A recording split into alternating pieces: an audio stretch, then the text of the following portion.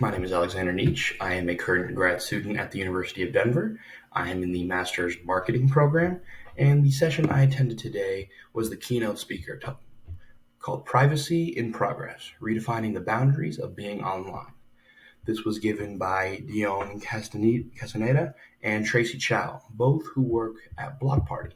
Now, this session spent a lot of time talking about online privacy and also just the tech industry in general.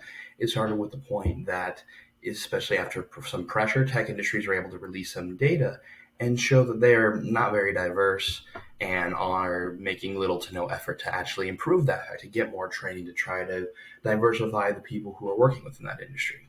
There also was a lot of talk and focus on the algorithms that a lot of different social media platforms have, and the fact that they're not really equipped to handle racism, sexism, homophobia, stuff like that, which is where their company, Block Party, comes in, and they talk about this new privacy software that they have been developing.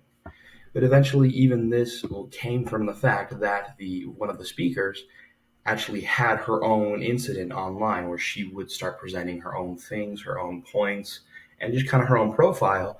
And it got to the point where there was different threats being made, a lot of trolls commenting on her post, messaging her directly with death threats and stuff like that. And it even actually, unfortunately, escalated further to the point where she actually had a stalker who would use the information from her online profiles to find where she was at the time and actually go to where she was at and kind of intercept her. And she said it happened multiple times to the point where she was just trying to improve her own privacy digitally and physically to make sure that, oh, he's not in town. All right, cool. I can rest a little easier, not have to worry so much versus, oh no, he might be in town or I don't have his location or I have no real way of protecting my own data.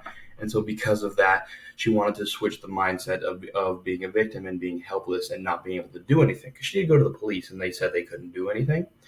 And so then she actually took that as a coder and someone who worked in the industry and wanted to create better privacy in software, which is exactly what she did with Block Party. And she even mentioned how she was almost a bit confused that there really wasn't more data and privacy things, as there are over 137 out of the 194 total countries in the world that already have some form of data protection and privacy legislation. But she honestly says that it's not really enough because there's a lot of different things about what should be included. And even then, who can decide on what exactly is appropriate and why, the different contexts and stuff of what people are saying, which just leads to further issues, further division, to the point where this issue is so prevalent that you see different tech leaders actually getting called up to testify because of the impacts their social media has had on different things. Like when Mark Zuckerberg and Facebook and Meta had to go up and talk about how their media platforms are disseminating harm.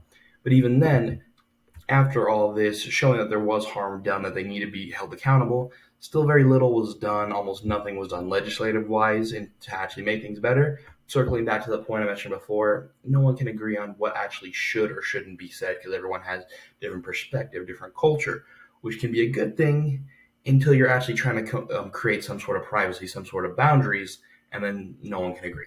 Now, their solution that they really more talked about and developed was what they call middleware, something that is in the middle between the user and social media and the whole rest of the world out there.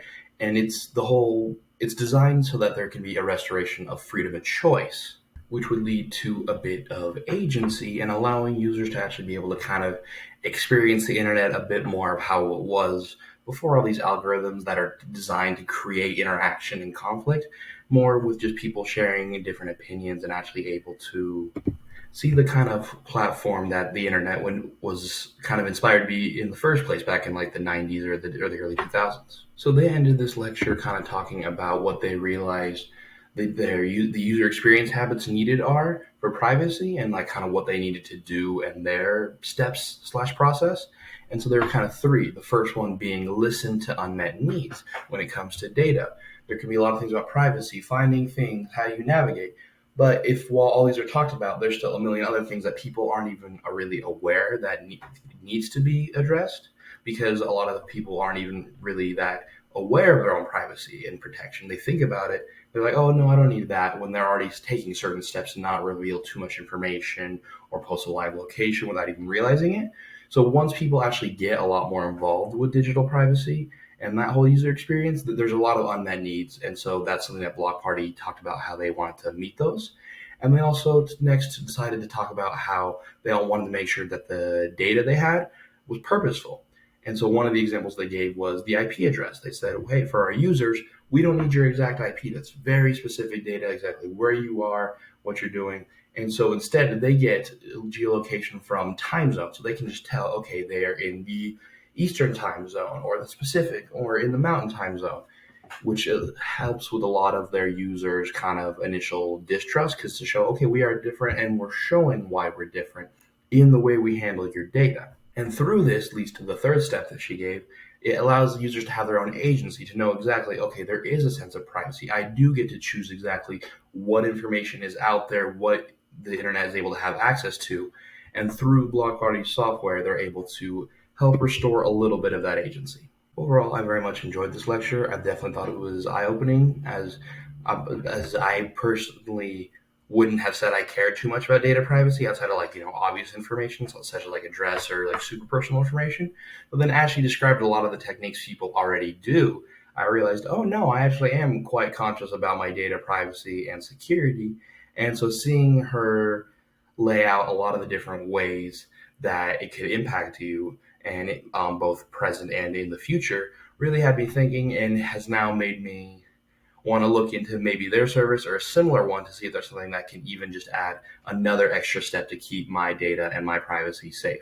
So the lecture was definitely effective. I definitely feel a lot more informed on data protection and what comes with that. And then also I got some tips on user experience and how to really listen to the user in developing what they need to create that best experience for them and for the brand. Hopefully, as time goes on, there's further and better data protection and privacy laws so that a lot of these issues aren't as prevalent and there might not be such a need for companies like this in the future.